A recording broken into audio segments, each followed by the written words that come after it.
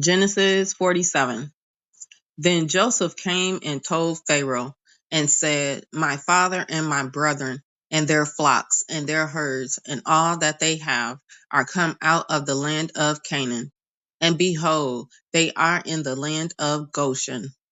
And he took some of his brethren, even 5 men, and presented them unto Pharaoh. And Pharaoh said unto his brethren, What is your occupation? And they said unto Pharaoh, Thy servants are shepherds, both we and also our fathers. They said moreover unto Pharaoh, For to sojourn in the land are we come. For thy servants have no pasture for their flocks. For the famine is sore in the land of Canaan. Now therefore we pray thee, let thy servants dwell in the land of Goshen. And Pharaoh spake unto Joseph, saying, Thy father and thy brethren are come unto thee. The land of Egypt is before thee. In the best of the land make thy father and brethren to dwell in the land of Goshen. Let them dwell. And if thou knowest any man of activity among them, then make them rulers over my cattle. And Joseph brought in Jacob his father, and set him before Pharaoh. And Jacob blessed Pharaoh. And Pharaoh said unto Jacob, How old art thou? And Jacob said unto Pharaoh, The days of the years of my pilgrimage are 130 years. Few and evil have the days of the years of my life been, and have not attained unto the days of the years of the life of my fathers in the days of their pilgrimage. And Jacob blessed Pharaoh, and went out from before Pharaoh. And Joseph placed his father and his brethren, and gave them a possession in the land of Egypt, in the best of the land, in the land of Ramesses, as Pharaoh had commanded.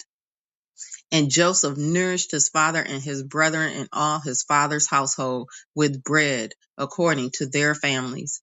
And there was no bread in all the land, for the famine was very sore, so that the land of Egypt and all the land of Canaan fainted by reason of the famine. And Joseph gathered up all the money that was found in the land of Egypt and in the land of Canaan for the corn which they bought. And Joseph brought the money into Pharaoh's house. And when money failed in the land of Egypt and in the land of Canaan, all the Egyptians came unto Joseph and said, Give us bread, for why should we die in thy presence? For the money faileth. And Joseph said, Give your cattle, and I will give you for your cattle, if money fail. And they brought their cattle unto Joseph, and Joseph gave their bread in exchange for horses and for the flocks and for the cattle of the herds and for the asses. And he fed them with bread for all their cattle for that year. When that year was ended, they came unto him the second year and said unto him, We will not hide it from my Lord, how that our money is spent. My Lord also hath our herds of cattle.